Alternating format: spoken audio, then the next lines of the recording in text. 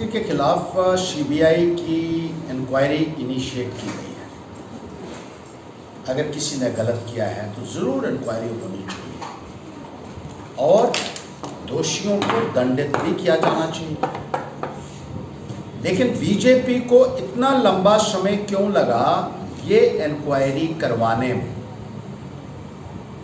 ये कहा जा रहा है कि कई साल पहले स्टेट लैंड्स और फॉरेस्ट लैंड्स जो हैं वो उनके कब्जे में थी और 2009 और 12 के बीच में वहाँ कंस्ट्रक्शन की गई। ये कहा जा रहा है वो कंस्ट्रक्शन भी गैर कानूनी है।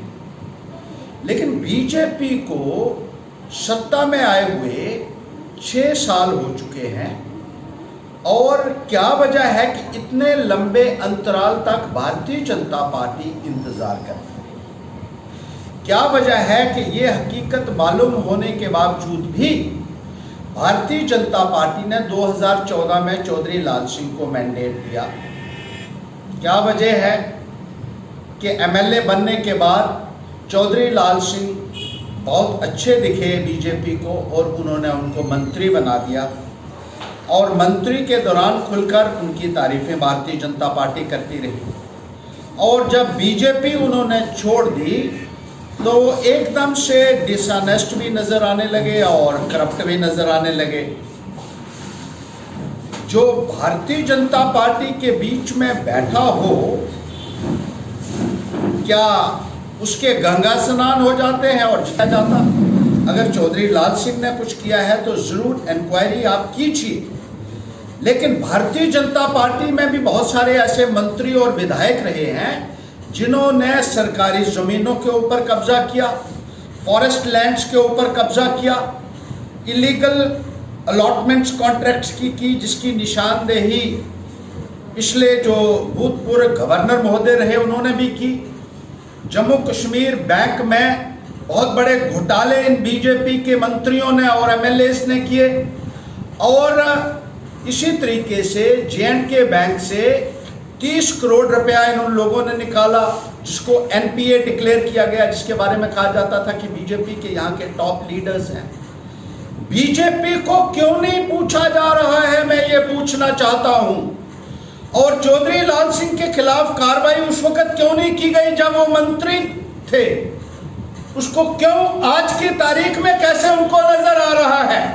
मैं लेफ्टिनेंट गवर्नर महोदय से कहना चाहता हूं कि जितने भारतीय जनता पार्टी के भ्रष्ट मंत्री रहे हैं, विधायक रहे हैं, जिनके बारे में आरटीआई के माध्यम से भी खुलासा हुआ है कि उन्होंने स्टेट लैंड्स और फॉरेस्ट लैंड्स के ऊपर कब्जे किए हुए हैं, जिनके बारे में नोटबंदी के दौरान ये आता रहा कि 3 बीजेपी के मंत्रियों ने काला धन अपना वाइट करवाया, लेकिन उनको कोई पूछा नहीं जा रहा है।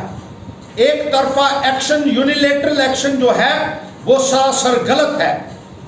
बीजेपी के लोग भी जिन्होंने करप्शन की है, जिन्होंने भ्रष्टाचार किया है, उनके खिलाफ जल्द से जल्द कार्रवाई का आदेश इस सरकार को देना होगा। लेफ्टिनेंट गवर्नर महोदय से हम अपील करना चाहते हैं कि भारतीय जनता पार्टी के भ्रष्ट जो लोग रहे हैं उनके खिलाफ भी सीबीआई की इंक्वायरी फौरन जो है वो इनिशिएट की जाए। एक मंत्री जो रहे हैं उन्होंने इसी तरीके से अपने कॉलेजेस फॉरेस्ट लैंड के ऊपर बनाए हुए। एक बीजेपी का एमएलए है जिसने 22 केनाल 15 मरले स्टेट लैंड के ऊपर कब्जा किया है और आरटीआई के माध्यम से यह खुलासा हुआ। उसी एमएलए ने 10 केनाल जगह सरकारी लैंड्स को रोशनी के तहत रेगुलराइज भी अलग से करवाया, यानी 32 केनाल स्टेट लैंड कब्जा होने के तरफ 40-50 केनाल से ज्यादा जो है अभी भी जमीनें घेरी हुई हैं। तो इस तरीके से बहुत सारे ऐसे नेता हैं बीजेपी के जिन्होंने करोड़ों अरबों रुपए की जायदाद जो है इस दौरान बनाई, गैर कानूनी धंधे किए, लेकिन उनको पूछने वाला कोई क्यों नहीं है?